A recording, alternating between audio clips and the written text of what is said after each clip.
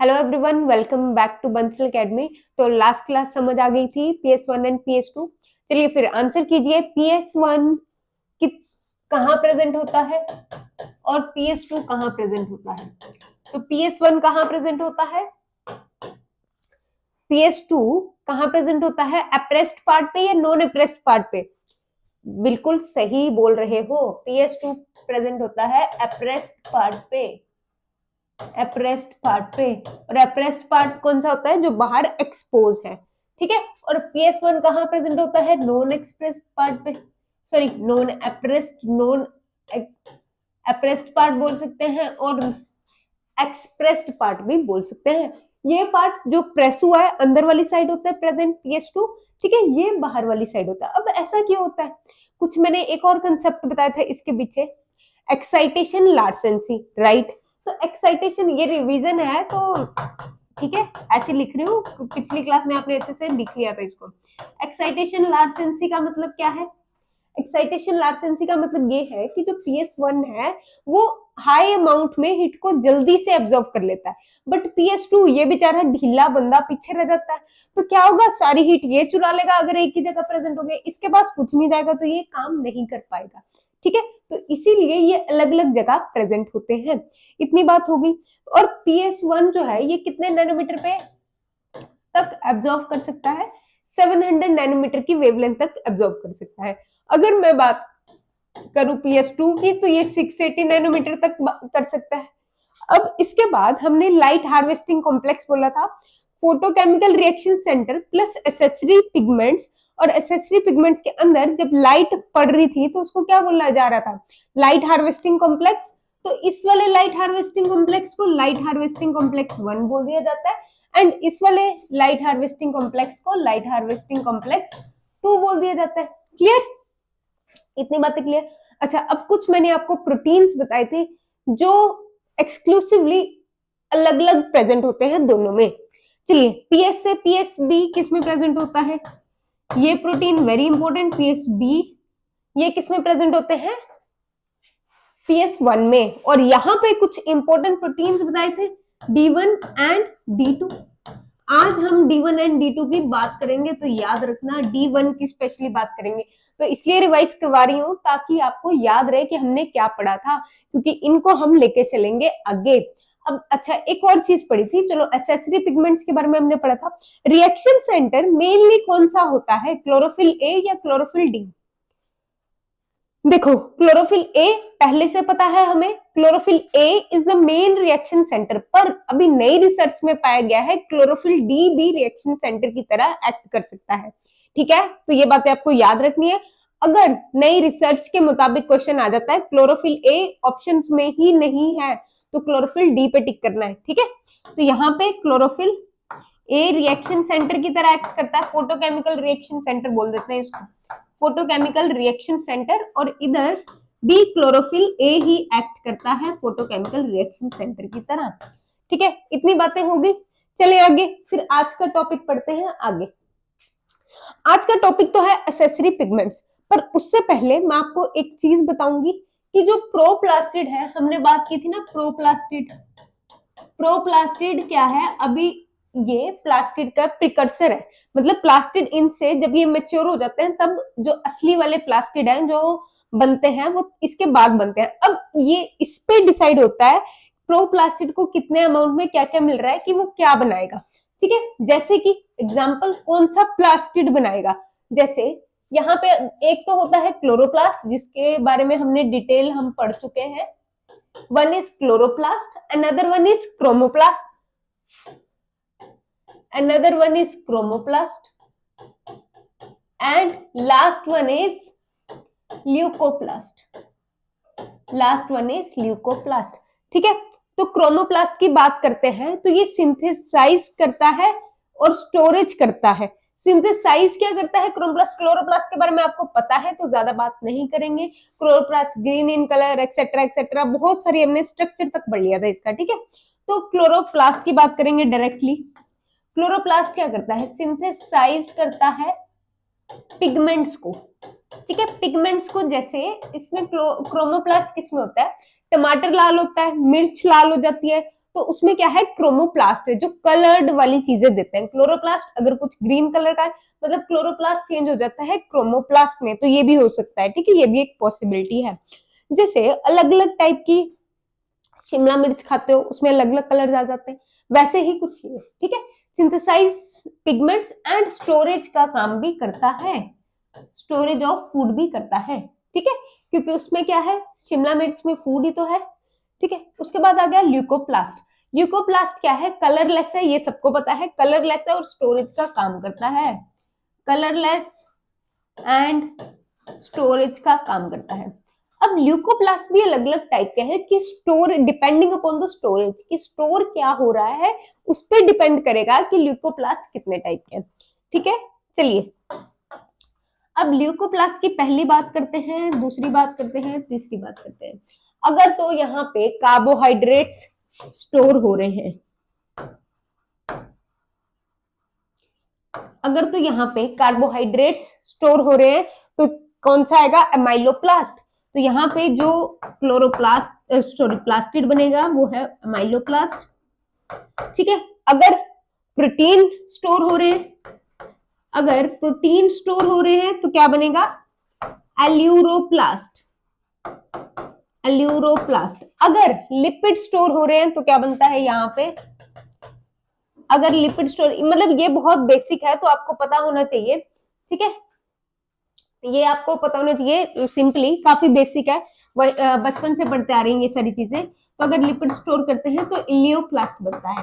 तो अब याद कैसे रखोगे, याद रखने का तरीका, इस पे क्वेश्चन अगर एग्जामिनर को काफी इजी करके देना है तो इस पे क्वेश्चन एग्जामिनर आराम से दे देता है, ठीक है। तो इजी पार्ट है, कार्बोहाइड्रेट्स को स्टोर करना अमाइलोप्लास्ट, प्रोटीन आर एल्यूरोप्लास्ट, ठीक है, प्रोटीन आर एल्यूरो, आर इसमें नहीं आर उसमें नहीं है, याद रहेगा एल्यूरोप्लास्ट। लिपिड्स में एल इसमें है बट एल बाकियों में भी है, बट इसमें ई भी है तो इससे याद रख लेना इलेयोप्लास्ट, क्या रहेगा ये, इलेयोप्लास्ट। डन, इतनी बात होगी। चलिए बस इतना ही था, प्रोप्लास्टिड के बारे में आपको इतना ही बताना था। अच्छा एक और कंसेप्ट आता है यहाँ पे कि एक प्लास्टिड होता है इटियोप्लास्ट। इटियोप्लास्ट क्या है, अगर किसी प्रोप्लास्टिड को सफिशिएंट अमाउंट में मैग्नीशियम ना मिले, लाइट ना मिले, ठीक है, अगर किसी प्रोप्लास्टिड को सफिशिएंट अमाउंट में डिप्राइव ऑफ लाइट, लाइट ना मिले, मैग्नीशियम ना मिले या आयरन ना मिले तो वो क्या बनता है, इटियोप्लास्ट बनता है।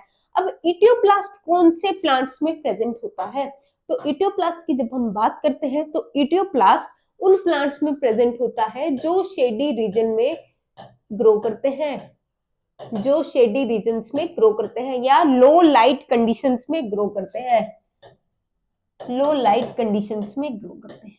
डन, क्लियर है, लो लाइट कंडीशंस में ग्रो करते हैं, ठीक है। चलिए प्रोप्लास्टिड के बारे में इतना ही था। नेक्स्ट जो हमारा टॉपिक आता है वो आता है accessory pigments.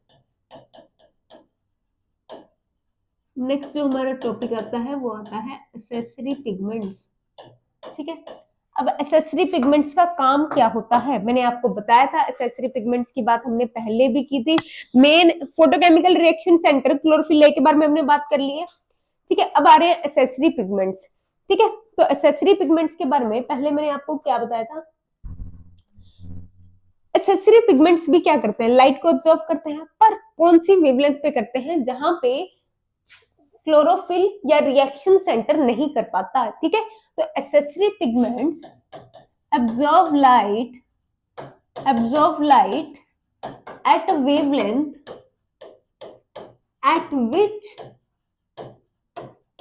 which chlorophyll is not able to absorb,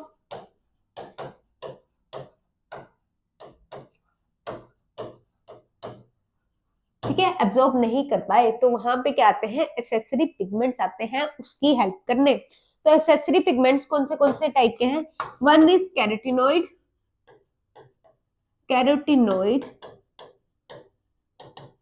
another is phycobilin,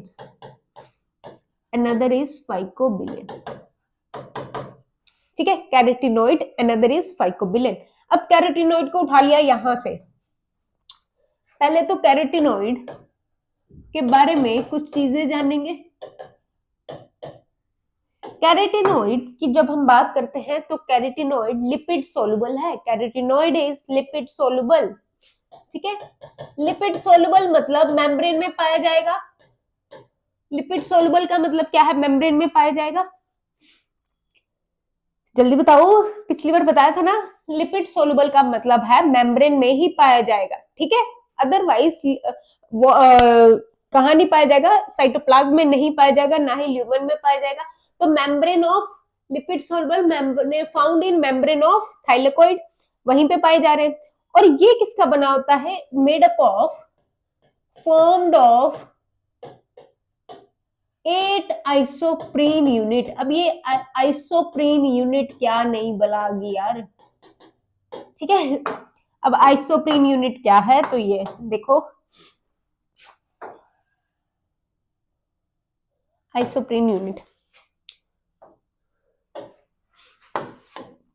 जब बॉक्स बना रही हूँ मतलब कुछ एक्स्ट्रा दिखा रही हूँ। दिख रहा है बॉक्स? बिल्कुल दिख रहा है। चलिए थोड़ा सा इधर कर लेते हैं, बॉक्स को और दिखाते हैं ना। चलिए, तो 8 आइसोप्रीन यूनिट्स क्या है? ये एक 5 कार्बन की एक यूनिट बनती है। ऐसा कोई जैसे टर्पिनोइड होता है, आइसोप्रीनोइड, वैसे ही एक यूनिट है, मतलब एक कंपाउंड है जो रबड़ वगैरह बनाने का काम आता है जनरली। तो आइसोप्रीन यूनिट, जो आइसोप्रीन यूनिट है, ठीक है, ये किसकी बनी होती है? 5 कार्बन की। एक isoprene unit is made up of 5 carbon. 1 isoprene unit is made up of 5 carbon. तो 5 कार्बन के अगर आइसोप्रीन यूनिट है तो उसको बोलते हैं हेमीटर्पीन। हेमीटर्पीन, टर्पीन इसलिए फॉर्म्ड ऑफ 8 आइसोप्रीन यूनिट। इससे क्या होता है? टू फॉर्म यहाँ पे कंडेंस्ड टर्पिनोइड स्ट्रक्चर। ये मिलके टर्पिनोइड स्ट्रक्चर बनाती हैं। ये मिलके टर्पिनोइड स्ट्रक्चर बनाती हैं, तो इसीलिए टर्पीन वर्ड आया। टर्पिनोइड को हम पीजीआर में भी पढ़ेंगे, याद रखना जब पढ़ेंगे, ठीक है। टर्पिनोइड तो यहाँ पे C40, क्योंकि एक आइसोप्रीन यूनिट 5 की होती है, 5 कार्बन की होती है। तो यहाँ पे 8 आ गए, तो 8 इंटू 5 इज इक्वल टू 40। हो गया क्लियर? तो इसलिए 40 कार्बन की बनेगी।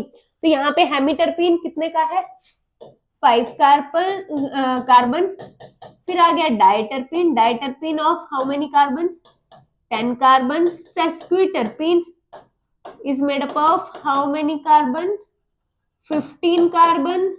डरने वाली बात नहीं है, बट इस पे क्वेश्चन आ जाता है जनरली, ठीक है। सॉरी, ये डायटर्पीन नहीं आएगा, यहाँ पे मोनोटर्पीन आएगा। डायटर्पीन होता है 20 कार्बन का, ठीक है। अरे मोनोटर्पीन आएगा, यहाँ पे क्या आएगा? Monoterpene. Monoterpene is of 10 carbon, sesquiterpene is of 15 carbon. Next फिर आपका इजीली चलता जाएगा, डाई 20 आ जाएगा, डायटर्पीन, ट्राइटर्पीन, टेट्राटर्पीन, ये सारी चीजें। अब ऐसे जनरली क्वेश्चन इस पे पूछ सकते हैं आपसे किसी भी एग्जाम में। अगर आपको फाइटो हार्मोन्स इंक्लूडेड है तो उसमें आ सकता है, ठीक है। चलिए उसके बारे में बाद में बात करेंगे, अब इतना क्लियर हो गया। उसके बाद नेक्स्ट पॉइंट देखते हैं। नेक्स्ट पॉइंट इस पे क्या है, ठीक है। अभी ये तो C40 मतलब कैरोटीनॉइड कितने का बना होता है? 40 कार्बन का बना होता है। तो इसमें कॉन्जुगेटेड सिस्टम होता है। There is conjugated system of bonds. Conjugated system of bonds, ठीक है। कॉन्जुगेटेड मतलब डबल बॉन्ड है, फिर सिंगल है, फिर डबल है, फिर सिंगल है, फिर डबल है, इस तरह से बना होता है, ठीक है। डबल बॉन्ड, सिंगल बॉन्ड, इस तरह से बना होता है। डन। फोर्थ पॉइंट यहाँ पे कॉन्जुगेटेड सिस्टम, अगर हम इसका स्ट्रक्चर देखें तो कुछ इस तरह से होता है। जैसे यहाँ पे ये कार्बन की चेन आ जाती है। अब ये कार्बन की चेन में सिंगल बॉन्ड आ गया, डबल बॉन्ड आ गया, सिंगल बॉन्ड आ गया, डबल बॉन्ड आ गया, इस तरह से कुछ, ठीक है। क्लियर हो गया? चलिए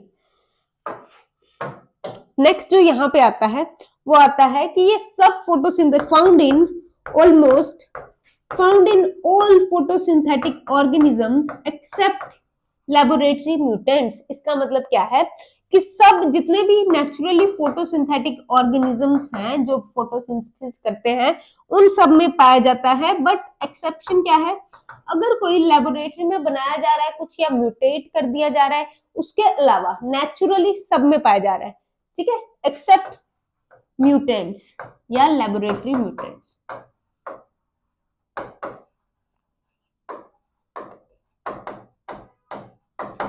ठीक है, इतनी बात होगी लेबोरेटरी म्यूटेंट्स के बारे में।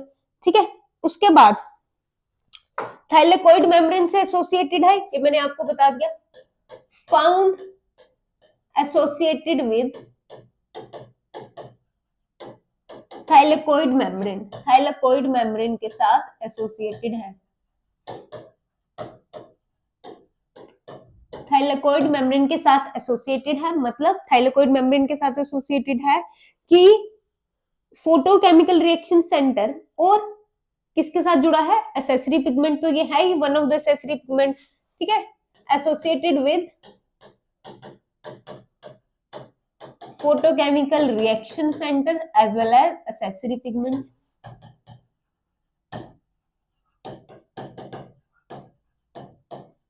ठीक है, अब यहाँ पे ये दो टाइप का है, यहाँ पे ये दो टाइप का है, कैरोटिनोइड्स दो टाइप के हैं, one is carotene, other is xanthophyll.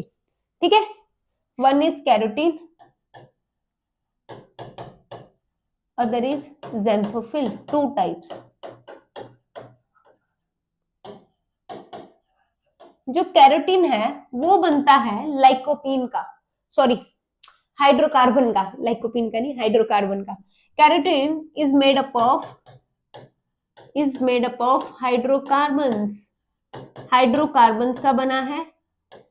Oxygen इसमें एब्सेंट है, तो क्या एब्सेंट है, ऑक्सीजन इज एब्सेंट, ऑक्सीजन यहाँ पे एब्सेंट है। ठीक है, बट वेयर एज ज़ैंथोफिल की बात करें तो oxygen is present in the molecule, oxygen is present. ठीक है, यहाँ पे ऑक्सीजन प्रेजेंट है, यहाँ पे ऑक्सीजन एब्सेंट है। एग्जाम्पल है इसकी, एग्जाम्पल इज कैरोटीन की एग्जाम्पल है, बड़ी आसानी से आपको आती है, beta carotene, beta carotene. Xanthophyll की एग्जाम्पल है ल्यूटीन, ज़ैंथोफिल की एग्जाम्पल है ल्यूटीन। ठीक है, कैरोटीनोइड के बारे में ये बात होगी। अब कुछ और भी कैरोटीन है इनके अलावा, तो उनकी बात कर लेते हैं, और पेन ले ले कोई।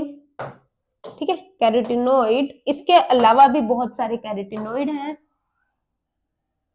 यहाँ पे बॉक्स बना के बना रही हूँ। ठीक है, दिख रहा है आपको, क्लियर है एकदम। ठीक है, तो अदर कैरोटीनोइड कौन से हैं, अदर कैरोटीनोइड, ठीक है, एस्ट्राजेंथिन सुने हैं, सुने हैं एस्ट्राजेंथिन, फ्यूकोजेंथिन, कोई तो सुना होगा यार, जियाजेंथिन, एस्ट्राजेंथिन, फ्यूकोजेंथिन, जियाजेंथिन, चलो कोई बात नहीं, नहीं भी सुने इतना बड़ा इश्यू नहीं है, बट अब सुनिए। ठीक है, next is lycopene, next is lycopene, और भी बहुत सारे। ठीक है, चलो एक दो तो हम अभी अभी पढ़ लेंगे। अब आते हैं फंक्शन क्या है, कैरोटीन का मेन फंक्शन क्या है कैरोटीनोइड का। ठीक है, फंक्शन ऑफ कैरोटीनोइड, पहला फंक्शन तो आपको अच्छे से आता है, पहला फंक्शन तो आपको अच्छे से आता है,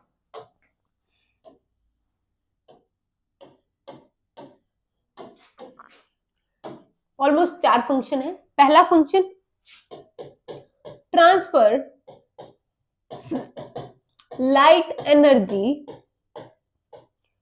to reaction centre, actually reaction centre नहीं लिखेंगे हम, फोटोकेमिकल रिएक्शन सेंटर लिखेंगे, फुल फॉर्म आप खुद लिख लेना, फोटोकेमिकल रिएक्शन सेंटर। तो फोटोकेमिकल रिएक्शन सेंटर क्या होता है,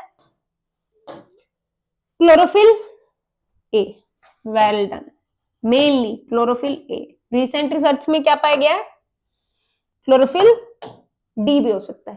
ठीक है, चलिए नेक्स्ट, एक्ट एज क्वेंचर,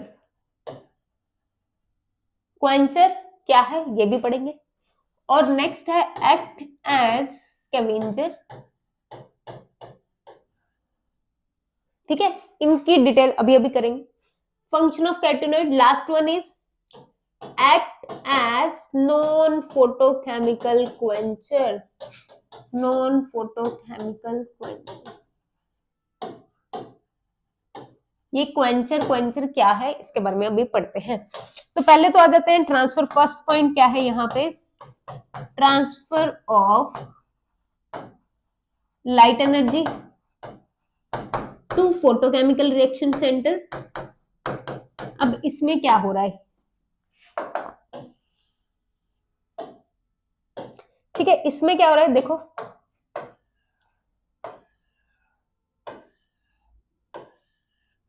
ये क्या है, कैरोटीनॉइड्स। ठीक है, लाइट आई, लाइट आई, ये लाइट को पास करते हैं, किसके पास भेजते हैं, लाइट को पास करके भेजते हैं रिएक्शन सेंटर पे, फोटोकेमिकल रिएक्शन सेंटर। बस इतनी सी बात। ठीक है, transfer of light to photochemical reaction centre, पहला point clear. Next, act as quencher. Next point, act as quencher. Quencher क्या है, फोटो सिस्टम 2 आ गया, यहाँ पे फोटो सिस्टम 2 आ गया। फोटो सिस्टम 2 के पास होता है ऑक्सीजन इवॉल्विंग कॉम्प्लेक्स, इसके साथ अटैच्ड होता है OEC। OEC is oxygen evolving complex. ठीक है, OEC। अब इसका काम क्या है मेनली, ये क्या करता है, वाटर की स्प्लिटिंग करता है, स्प्लिटिंग ऑफ वाटर, H2O को तोड़ेगा into O2, that is molecular oxygen. Molecular oxygen. ठीक है, अब और एक और चीज आपको बताई थी, इसके पास एक प्रोटीन होता है, PS2 के पास एक प्रोटीन होता है, कौन सा प्रोटीन, D1 एंड D2। तो D1 प्रोटीन की अभी हम बात करेंगे। D1 प्रोटीन लिखा होता है कुछ बुक्स में, कुछ बुक्स में लिखा होता है D1 polypeptide. D1 protein and D1 polypeptide लिखा होता है। ठीक है, D1 प्रोटीन, D1 पॉलीपेप्टाइड। अब यहाँ पे मान लो हाई लाइट इंटेंसिटी आ गई, अभी क्वेंचर नहीं पता हमें क्या होता है। ठीक है, यहाँ पे एक और कंसेप्ट सीख रहे हैं हम, हाई लाइट इंटेंसिटी आ गई, क्या आ गई, हाई लाइट इंटेंसिटी।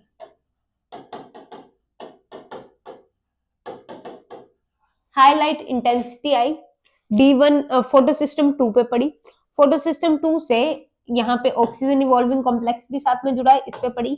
अब हाई लाइट इंटेंसिटी ने क्या किया, मॉलिक्यूलर ऑक्सीजन को कन्वर्ट कर दिया सिंगलेट ऑक्सीजन में। Molecular oxygen is converted into singlet oxygen, और इसको बोलते हैं reactive oxygen species, reactive oxygen species, ROS जिसको बोलते हैं। ठीक है, अब ऐसा क्यों बोलते हैं इसको, क्योंकि ये जो सिंगलेट ऑक्सीजन होती है ये बिल्कुल अच्छी नहीं है। एक तो ये इलेक्ट्रॉन डेफिशिएंट होती है, ऊपर से ये कभी भी किसी भी रिएक्शन में इंटरफेयर करती है। इसको चाहिए होता है इलेक्ट्रॉन। ठीक है, इलेक्ट्रॉन रेडी टू एक्सेप्ट है एन इलेक्ट्रॉन। अब इलेक्ट्रॉन चाहिए तो ये कभी भी किसी भी रिएक्शन में क्या करती है, इंटरफेयर करती है। तो इसलिए ये यहाँ पे जब हाई इंटेंसिटी लाइट इस पे पड़ी, तो मॉलिक्यूलर ऑक्सीजन पे पड़ी, तब क्या हुआ, सिंगलेट ऑक्सीजन में कन्वर्ट हो गया, जिसको रिएक्टिव ऑक्सीजन स्पीशीज भी बोला। अब यही सिंगलेट ऑक्सीजन क्या करती है, D1 पॉलीपेप्टाइड को डैमेज कर देती है। क्या करती है, D1 पॉलीपेप्टाइड को डैमेज कर देती है। अब यहाँ पे D1 प्रोटीन डैमेज हुआ, तो वहां पे PS2 का कोई काम नहीं रह गया, PS2 अपना काम ही नहीं कर पाएगा। ठीक है, तो यहाँ पे D1 प्रोटीन अगर डैमेज हो गया, PS2 काम नहीं कर पाएगा। इसी प्रोसेस को क्या बोलते हैं, फोटो इनहिबिशन। फोटोसिंथेसिस खत्म हो गई, फोटो इनहिबिशन, फोटो डैमेज, ठीक है, बड़े सारे नाम है इसके, ठीक है। तो यहाँ पे अब क्या हुआ, कोई फोटोसिंथेसिस नहीं हो पाएगी, इसी को बोलते हैं फोटो इनहिबिशन, फोटो डैमेज, ठीक है। अभी तक क्वेंचर का मतलब नहीं पता हमें, अब क्वेंचर का मतलब पहले इसके बारे में लिख लें थोड़ा सा, थोड़े से 2-4 पॉइंट लिखते हैं इसमें। व्हेन हाई लाइट लिखिए, when high intensity light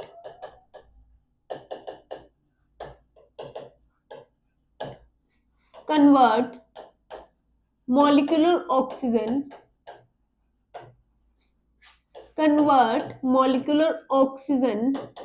into कौन सी ऑक्सीजन में, सिंगलेट ऑक्सीजन, सिंगलेट स्पीशीज में singlet oxygen,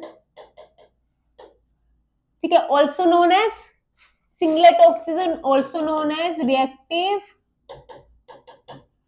oxygenated species, ROS, ठीक है, रिएक्टिव ऑक्सीजन स्पीशीज। तो सिंगलेट ऑक्सीजन, अब सिंगलेट ऑक्सीजन का काम क्या है, देन सिंगलेट ऑक्सीजन क्या करती है, सिंगलेट ऑक्सीजन क्या करेगी, कन्वर्ट करेगी किसको, सॉरी, सिंगलेट ऑक्सीजन क्या करेगी, attack D1 protein and damages it, D1 protein पे अटैक करेगी एंड डैमेज करेगी। और D1 प्रोटीन कहाँ प्रेजेंट है, D1 protein is main protein of, किसका मेन प्रोटीन है, PS2 का मेन प्रोटीन या पॉलीपेप्टाइड ऑफ PS2, PS2 का मेन प्रोटीन कौन है, D1 प्रोटीन। अब यहाँ पे D1 प्रोटीन, अगर D1 प्रोटीन डैमेज हो गया तो PS2 भी डैमेज हो गया, ठीक है, PS2 is also damaged, therefore PS2 is also damaged, therefore no photosynthesis,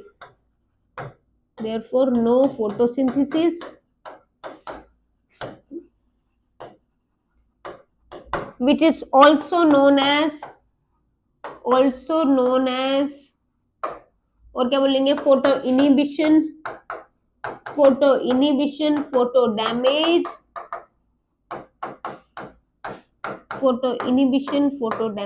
etcetera. Done, इतना समझ आ गया। चलो अब आगे चलते हैं, यहाँ पे हो गया एक्ट एज क्वेंचर। अब यहाँ पे एक और चीज आ जाती है, क्वेंचर कैसे एक्ट कर रहा है, PS2 पे लाइट पड़ रही है, PS2 पे लाइट पड़ेगी, ऑक्सीजन इवॉल्विंग कॉम्प्लेक्स किसके साथ अटैच्ड है, PS2 के साथ अटैच्ड है ऑक्सीजन इवॉल्विंग कॉम्प्लेक्स। पर यहाँ पे PS2 के साथ बहुत सारे मसीहे अटैच्ड हैं जिनको हम बोलते हैं कैरोटीनॉइड्स, ठीक है, जो एसेसरी पिगमेंट्स भी बोलते हैं, कैरोटीनॉइड्स यहाँ पे अटैच्ड है, ठीक है, कैरोटीनॉइड्स अटैच्ड हैं। अब इनको क्या बोलेंगे, ये क्या है, कैरोटीनॉइड्स, ये मसीहा हैं, बेस्ट फ्रेंड्स हैं। तो हाई इंटेंसिटी लाइट आई PS2 पे पड़ी, हाई इंटेंसिटी लाइट PS2 पे पड़ी। अब क्या होगा, PS2 से यही लाइट ये कैरोटीनॉइड्स अपने में ले लेंगे, ये बोल रहे क्या टेंशन है भाई, हमारे पास थोड़ा दुख हमारे पास दे दो, ठीक है। तो ये PS2 ने अपनी लाइट किसके पास दे दी, कैरोटीनॉइड्स के पास दे दी। अब कैरोटीनॉइड्स क्या करेंगे, अपने पास रखेंगे तो इनको भी डैमेज होना चाहिए, अगर PS2 को डैमेज हो रहा है, पर नहीं, ये अपने पास नहीं रखेंगे, ये वापिस से इनको एमिट कर देंगे, बाहर की तरफ, ठीक है। और इसी को बोला गया क्वेंचर, फोटोकेमिकल क्वेंचर। तो carotenoids act as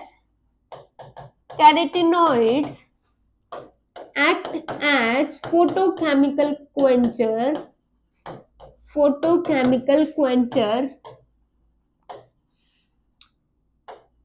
and light को अपने में ले लेते हैं and takes in the excess या the high intensity light, takes in the high intensity light and emit it. High intensity light को लेते हैं और emit कर देंगे, dissipate it as heat, emit it as heat, dissipate कर देंगे heat की तरह, डिसिपेट कर देंगे हीट की तरह, ठीक है। तो ये क्या करेंगे, डिसिपेट कर रहे हैं इस लाइट को, डिसिपेशन, डिसिपेट एज हीट, ठीक है, हवा में वापस भेज देंगे। समझ आ गया ये। तो क्वेंचर की तरह कैसे एक्ट किया इन्होंने, फोटोकेमिकल क्वेंचर, ये इंपॉर्टेंट टर्म है, ये आपको पता होनी चाहिए। फोटो ऑक्सीडेटिव डैमेज भी इसी को बोलते हैं, ठीक है। फोटो ऑक्सीडेटिव डैमेज आई थी एक टर्म, तो फोटो ऑक्सीडेटिव डैमेज भी इसी को बोलते हैं। जब मैंने आपको स्टार्टिंग में बताया था कि अगर हाई लाइट आ जाए तो क्या होता है, फोटो ऑक्सीडेटिव डैमेज होता है, ऑक्सीडेटिव यहाँ पे ऑक्सीजन, ठीक है, क्लियर है इतना। चलिए आगे चलते, समझ आ गई प्रोसेस, हुआ क्या, लाइट आई PS2 पे, PS2 पे लाइट आई तो यहाँ पे ऑक्सीजन इवॉल्विंग कॉम्प्लेक्स PS2 के साथ जुड़ा होता है। ऑक्सीजन इवॉल्विंग कॉम्प्लेक्स क्या करता है, वाटर को स्प्लिट करता है इनटू मॉलिक्यूलर ऑक्सीजन। अब जब हाई लाइट इंटेंसिटी आएगी तो वो मॉलिक्यूलर ऑक्सीजन को कन्वर्ट कर देती है रिएक्टिव ऑक्सीडेटिव स्पीशीज में, और ये सिंगलेट ऑक्सीजन को कन्वर्ट करती है रिएक्टिव ऑक्सीजन स्पीशीज में, ठीक है। उसके बाद क्या हो रहा है, फ्री रेडिकल भी बोल सकते हैं हम इसको, ठीक है, फ्री रेडिकल ऑक्सीजन भी बोलते हैं, सिंगलेट ऑक्सीजन, फ्री रेडिकल भी बोल सकते हैं, रेडी टू एक्सेप्ट इलेक्ट्रॉन, ये सारी बातें भी बोल सकते हैं, ठीक है। अब यहाँ पे क्या हुआ, और ये जो फ्री रेडिकल है ये बहुत शैतान है, क्या करेगा, कहीं भी रिएक्शन में मिक्स होने की, अपनी जगह बनाने की कोशिश करेगा, ठीक है, पर ऐसा नहीं करने देंगे इसको। ऐसा कौन नहीं करने देगा, क्वेंचर की तरह कौन एक्ट करता है, कैरोटीनॉइड, और ये करेगा क्या, वैसे कैरोटीनॉइड क्या नहीं करने देगा इसको, D1 प्रोटीन को डैमेज नहीं करने देगा। जब D1 प्रोटीन को डैमेज नहीं करने देगा तो इसीलिए वो एक्ट करता है फोटोकेमिकल क्वेंचर।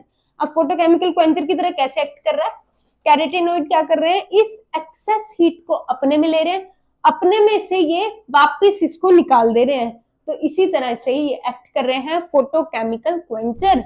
डन, चलिए ये क्लियर हो गया, आई होप हो तो गया होगा, ठीक है, इतना जोर लग गया। चलो आगे चलते हैं, उसके बाद आते हैं, अच्छा अब कई बार क्या होगा, ये तो हो गया, स्कैवेंजर वर्ड यूज किया है मैंने, ठीक है, एक्ट एज स्कैवेंजर। अब कई बार ये जो डिफेंस है, कैरोटीनॉइड का एक तरह से डिफेंस ही है, अब ये डिफेंस उतना नहीं है कि वो उसको रोक पाए, तो क्या कर पाएंगे, कुछ और हो सकता है। समटाइम लिख रही हूं, समटाइम दिस फोटो इनिबिशन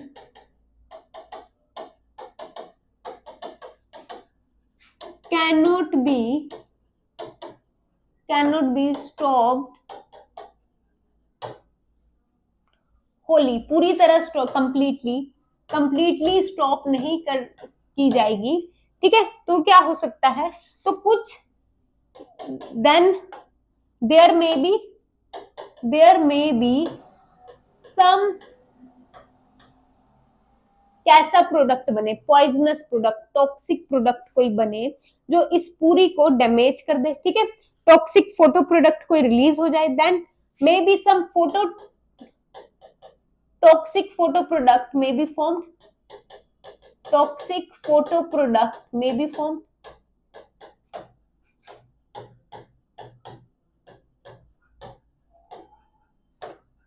तो अब कैरोटीनॉइड फिर से आ जाएगा इसकी हेल्प करने, तो कैरोटीनॉइड क्या करेगा, उस टॉक्सिक फोटो प्रोडक्ट को एलिमिनेट कर देगा, carotenoid eliminate that toxic photo product, उस टॉक्सिक फोटो प्रोडक्ट को एलिमिनेट कर देगा, ठीक है, एलिमिनेट कर दिया गया वो फोटो प्रोडक्ट। अब किसकी तरह एक्ट किया, इस बार इसने स्कैवेंजर की तरह, therefore act as scavenger, photochemical scavenger. Then scavenger क्या किया इसने, अगर कोई टॉक्सिक, मान लो ऑक्सीजन ने, उस रिएक्टिव ऑक्सीजन स्पीशीज ने, सिंगलेट ऑक्सीजन, ये अपना काम करने के लिए कहीं भी रिएक्ट, D1 प्रोटीन को इतना डैमेज नहीं हुआ, बट कहीं और किसी रिएक्शन में इसने काम कर दिया और कोई और टॉक्सिक फोटो प्रोडक्ट फॉर्म हो गया। अगर कोई टॉक्सिक फोटो प्रोडक्ट, फोटो इसलिए लाइट, ज्यादा लाइट की वजह से बना है ना, ये टॉक्सिक फोटो प्रोडक्ट बन गया इन केस, तो क्या होगा, ये जो कैरोटीनॉइड है ये इस टॉक्सिक फोटो प्रोडक्ट को क्या कर देगा, एलिमिनेट कर देगा। Toxic product eliminated bye carotenoid. Clear हुआ? ठीक है, डन, आसान है, कुछ रॉकेट साइंस नहीं है। चलिए अब नेक्स्ट आता है non photochemical quenching. Next is non photochemical quenching. चलो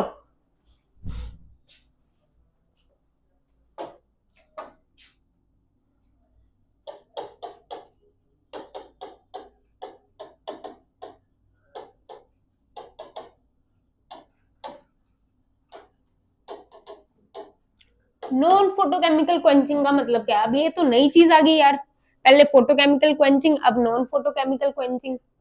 ठीक है, तो नॉन फोटोकेमिकल क्वेंचिंग में पहले तो लिख लो, 3 कैरोटीनॉइड इन्वॉल्व होते हैं इसमें। ठीक है, 3 कैरोटीनॉइड्स आर इन्वॉल्व।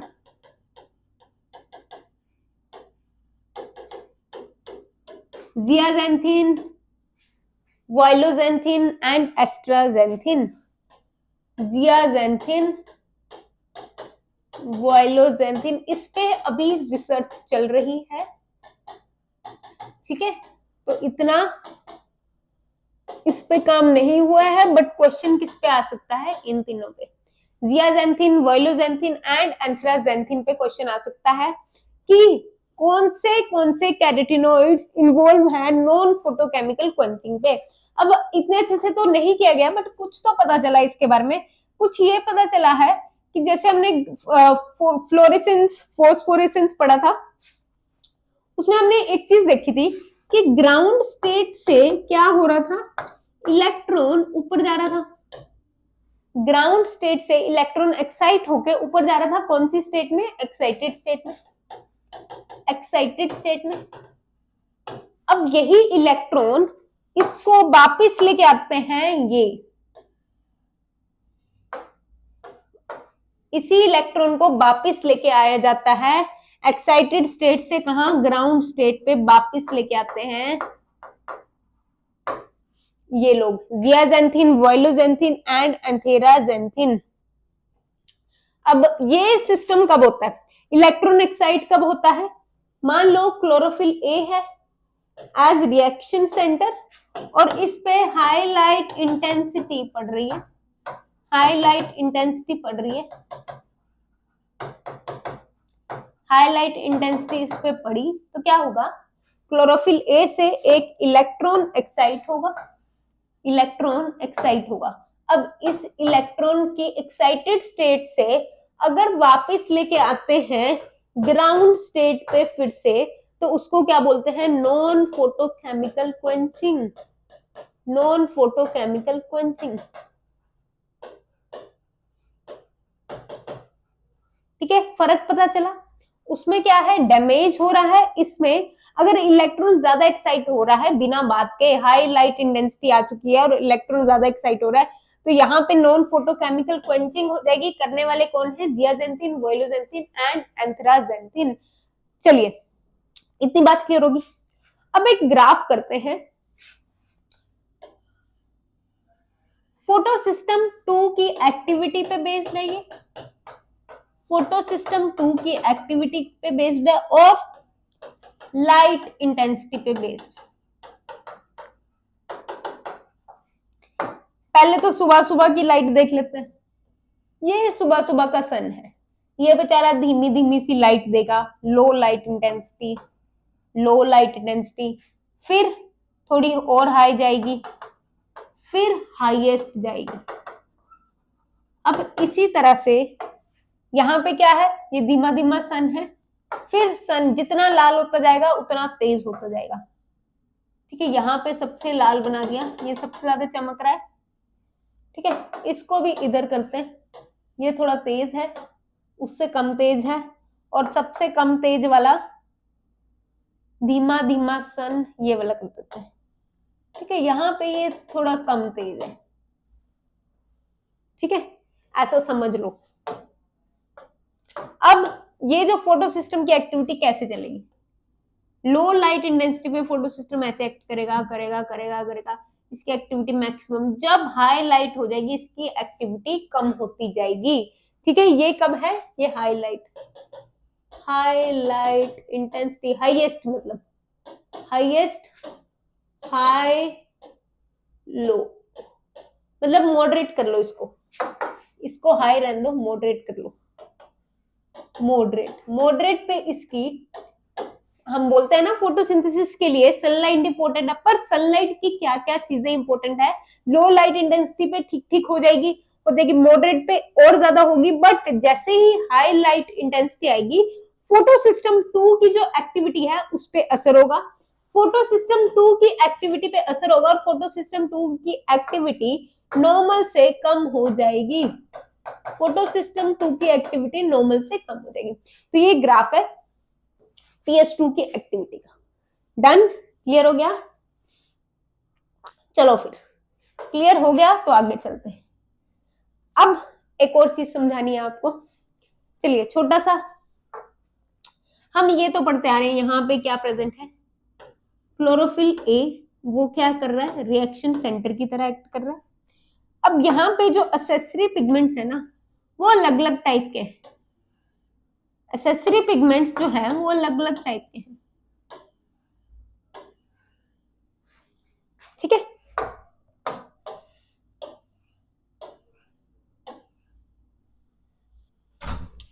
पहले जो यहाँ पे एसेसरी पिगमेंट्स हैं वो है क्लोरोफिल बी आ गया।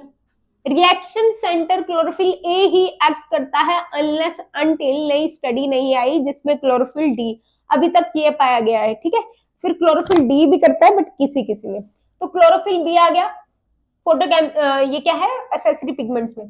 फिर यहाँ पे कैरोटीनोइड आ गया, मान लो दिस इज कैरोटीनोइड, ये कैरोटीनोइड्स हैं,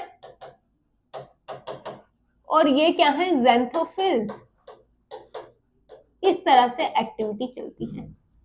ठीक है, इस तरह से लाइट आएगी, इन पे एक्ट करेगी। क्लियर हुआ? चलिए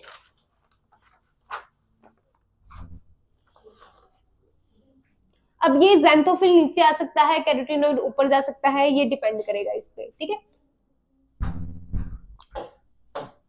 चलो हाई लाइट आ गई, हाई लाइट इन पे पड़ी, इन पे पड़ी, इस तरह से काम चलता है। अब ये लाइट क्या करते हैं, ट्रांसफर करते हैं। एसेसरी पिगमेंट्स का मेन काम क्या है, लाइट को ट्रांसफर करना। और हमेशा ये बात याद रखनी है कि ये जो लाइट है अपने से हाई वेवलेंथ वाले में ट्रांसफर कर सकते हैं। तो अगर ये PS2 यहाँ पे है, तो PS2 680 नैनोमीटर है मान लो, तो यहाँ पे जो बाकी सारे हैं वो इससे कम होंगे। ये बात मैंने आपको बता दी थी, क्लियर कर दी थी। डन? ठीक है,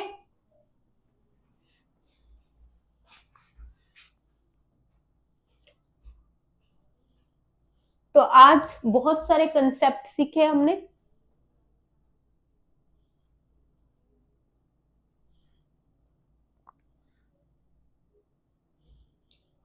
चलो पहले हमने देखा प्रोप्लास्टिड से क्या बना, chloroplast, chromoplast and leucoplast. Chromoplast synthesise करता है पिगमेंट एंड स्टोरेज का काम करता है। ल्यूकोप्लास्ट कलरलेस है और स्टोरेज का काम करता है। ठीक है, तो जो ल्यूकोप्लास्ट है वो आगे 3 टाइप का है, carbohydrates, protein and lipids. Carbohydrates में आएगा एमाइलोप्लास्ट, एमाइलोप्लास्ट के बाद कार्बोहाइड्रेट्स में आएगा एमाइलोप्लास्ट। प्रोटीन अगर स्टोर कर रहा है तो एल्यूरोप्लास्ट, एंड लिपिड अगर स्टोर कर रहा है तो इलेओप्लास्ट। ये याद रखने आपको, एग्जाम में सीधे सीधे क्वेश्चन आता है और कुछ भी नहीं है इस क्वेश्चन, बस रट्टा मारना है। ठीक है, उसके बाद अब एक इटियोप्लास्ट भी होते हैं। ये कौन से प्लांट्स में होते हैं, जहां पे कम लाइट पड़ती है, इसको इस प्रोसेस स्कोटोमॉर्फोजेनेसिस आपने सुना होगा। स्कोटोमॉर्फोजेनेसिस ये वही प्लांट होते हैं जहां पे ये स्कोटो लो लाइट कंडीशन, स्कोटो का मतलब होता है लो लाइट कंडीशन में, शेडी रीजन में या शेडी रीजन में अपना काम करते हैं। तो यहाँ पे उनकी जो मॉर्फोजेनेसिस है वो थोड़ी अलग होती है और वहां पे ये प्लास्टिड कौन से बनाते हैं, etioplast. Proplastid deprive of the following चीजें, अगर उसको लाइट नहीं मिली है, मैग्नीशियम नहीं मिला है, आयरन नहीं मिला है, तो वो क्या बनाएगा, इटियोप्लास्ट बनाएगा। ठीक है, उसके बाद हमने एसेसरी पिगमेंट्स के बारे में पढ़ा। फोटोकेमिकल रिएक्शन सेंटर, क्लोरोफिल के बारे में हम ऑलरेडी पढ़ चुके थे। एसेसरी पिगमेंट्स मेनली कैरोटिनॉइड और फाइकोबिलिन होते हैं। ठीक है, बट क्लोरोफिल बी भी आपको बताया था, बट क्लोरोफिल बी भी हो सकता है क्योंकि क्लोरोफिल ए रिएक्शन सेंटर के आसपास होता है। ठीक है, तो इसमें यहां तक आई होप कोई डाउट नहीं होगा। उसके बाद हमने एक और बात की थी, कैरोटिनॉइड क्या है, लिपिड सोल्यूबल है और आइसोप्रीन 8 आइसोप्रीन यूनिट्स का बना होता है। 8 आइसोप्रीन यूनिट का मतलब है कि 8 into 5 कितने टर्पिनोइड, कार्बन 40 कार्बन का टर्पिनोइड स्ट्रक्चर होता है। ठीक है, और इसमें क्या है, कॉन्जुगेटेड सिस्टम ऑफ बॉन्ड होता है, double bond single bond double bond single bond double bond single bond. फिर सब फोटोसिंथेटिक ऑर्गेनिज्म में पाया जाता है। उसके बाद अब थाइलेकोइड मेम्ब्रेन से तो एसोसिएटेड होता ही है। ठीक है, और पीसीआरसी एंड एसेसरी पिगमेंट से भी एसोसिएटेड होता है।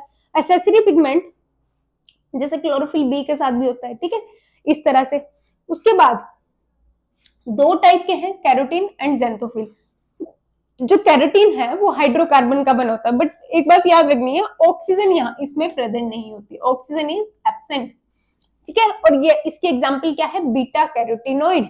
फिर आता है ऑक्सीजन इज प्रेजेंट, किसमें प्रेजेंट होती है, ज़ैंथोफिल में। ज़ैंथोफिल की मेन एग्जांपल ल्यूटीन।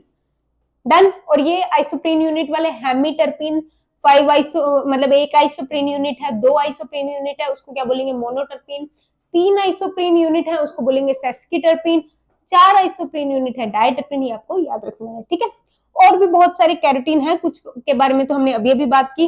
वाइलोजेंथिन लिख लो एक चाहे, उसके बारे में भी अभी बात की हमने नॉन फोटोकेमिकल क्वेंचिंग में।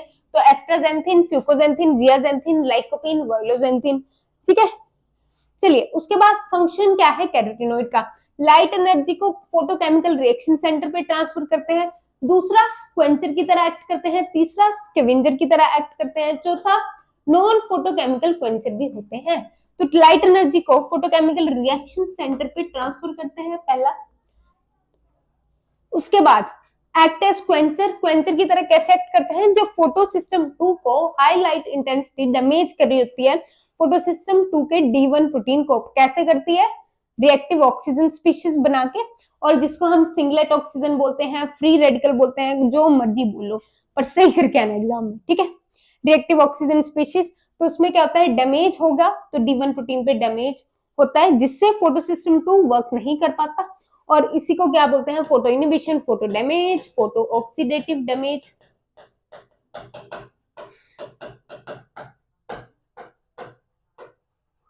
ठीक है, उसके बाद हमने देखा यही चीज, ये मैंने आपको एक बार रिपीट करवाया था ताकि आपको याद हो जाए, कंसेप्ट क्लियर हो जाए।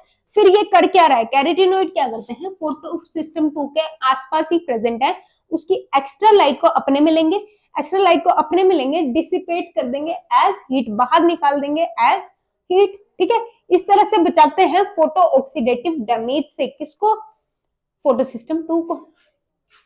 कैरोटिनॉइड्स क्या है, फोटोकेमिकल क्वेंचर की तरह एक्ट करते हैं, इसलिए इनको क्वेंचर बोला जाता है, एनर्जी को छीन लेते हैं, ले लेते हैं अपने में। ठीक है, और उसको हीट की तरह रिलीज कर देते हैं।